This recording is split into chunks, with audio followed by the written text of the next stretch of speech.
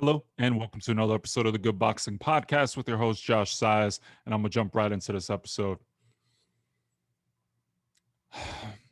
As much as this is going to pain me, and I really, really feel bad for saying it, however, there's the age old adage or saying that if it looks like a duck, quacks like a duck, acts like a duck, you're looking at a duck.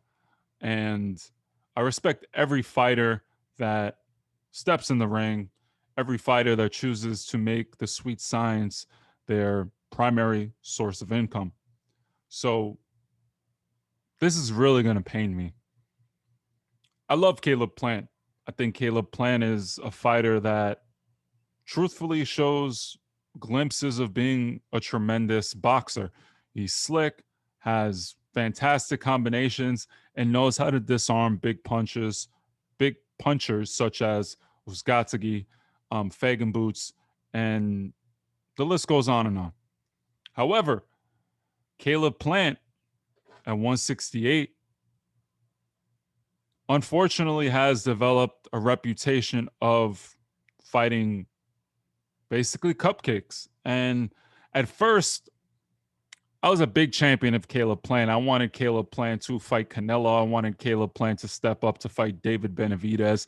I wanted Caleb Plant versus the world because, truthfully, watching such a masterful boxer in the ring and show glimpses of being one of the slickest fighters in the game is just something I love to see. Let's be honest. When someone's really, really on their game and they box very well, it's pretty to watch. However,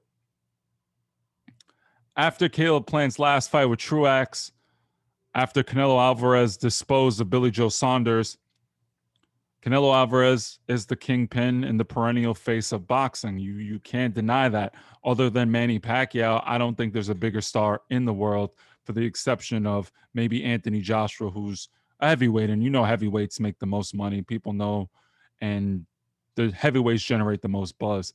But Caleb Plant, man, there was a time where you were supposed to be the front runner for the Canelo fight, and you said, "Oh, hey, I needed a training camp off because I just came out of training, and Canelo likes to cherry pick people that come out of training camp."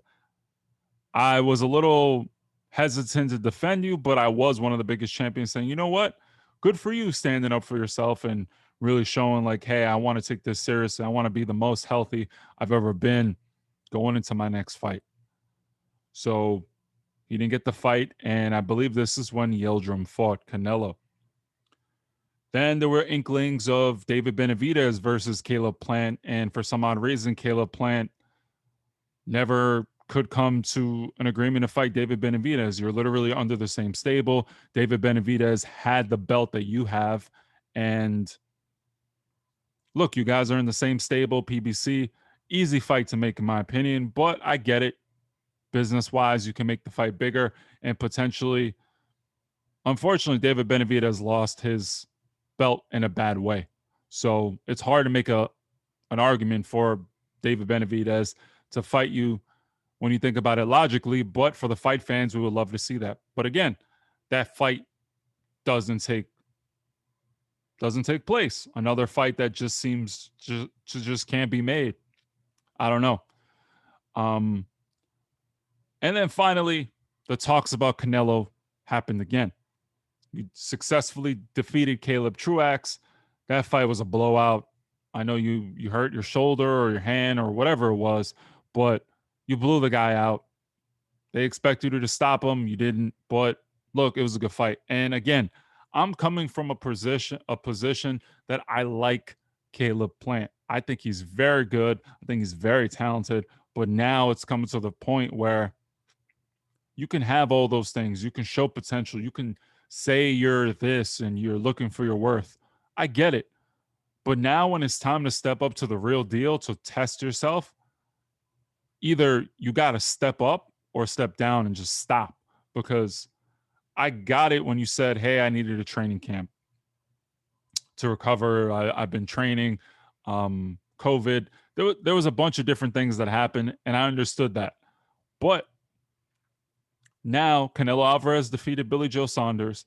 It was a foregone conclusion that Caleb Plant was going to beat Caleb Truax.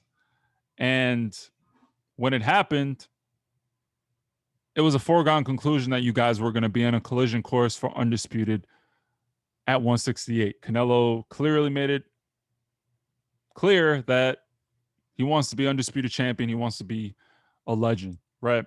Now, I'm sorry, Caleb.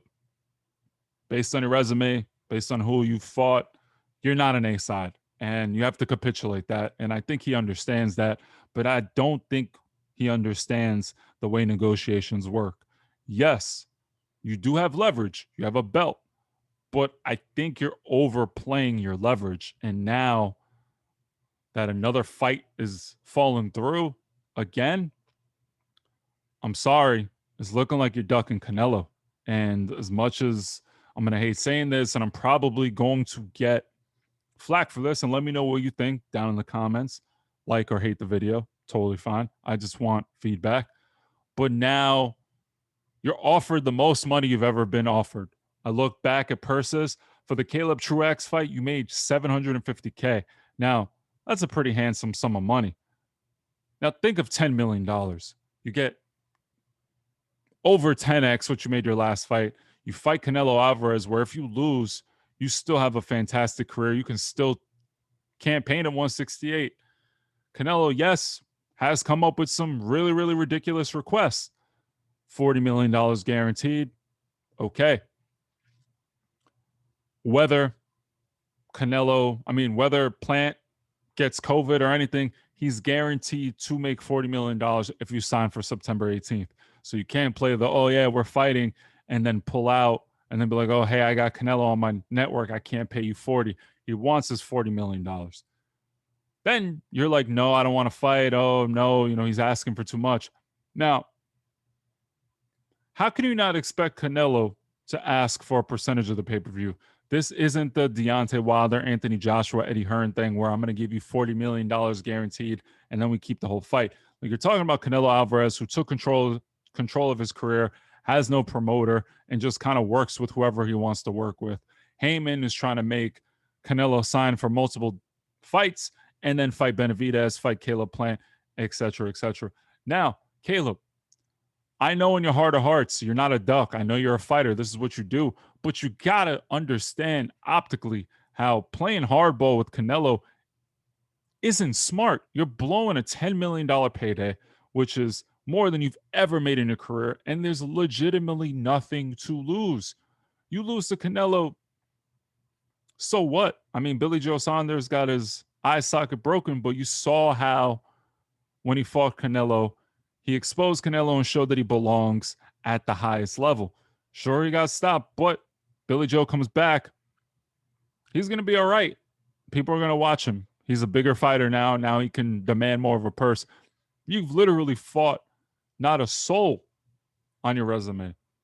And Uzgatski is okay.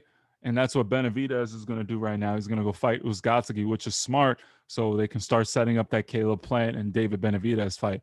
If you fight Benavidez next, I'll shut my mouth and say you're not a duck. But right now, you're doing a lot of talking and you're pricing yourself out, and it makes it seem as if you're a duck. And until that changes, sorry, Caleb Plant, you're a duck.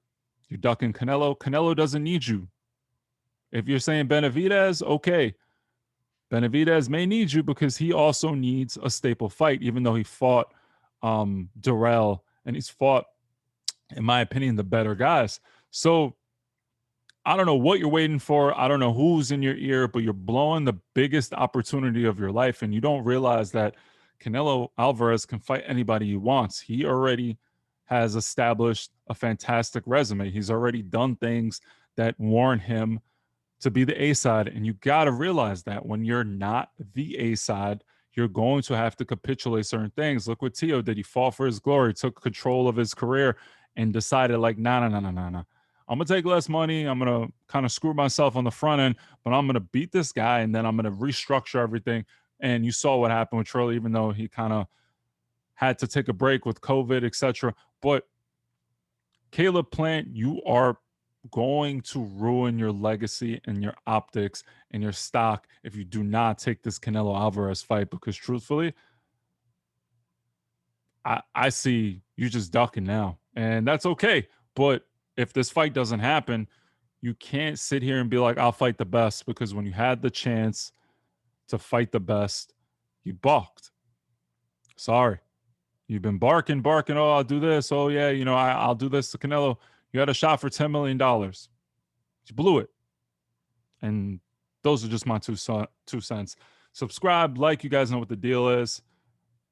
I'm back. Be well.